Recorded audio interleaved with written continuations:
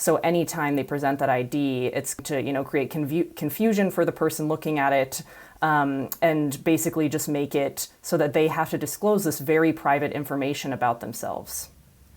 Explain for people that don't necessarily know, Joe, why that would be a difficult conversation, right? If I go to the DMV and someone asks me, how do you identify? I say, I'm a female, right?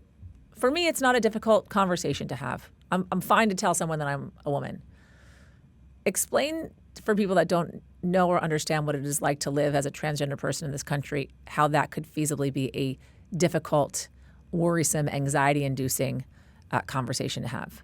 Yeah, it can be really terrifying for people. I did a story a few years ago on specifically how this affects voting, and I spoke to a number of trans people in Tennessee, which has an extremely strict voter ID law, about what would happen when they would go to the poll and present an ID where they look like themselves in the photo, but it has an inaccurate gender marker. So, for example, it has an F on it because they were assigned female at birth and now they look like a man.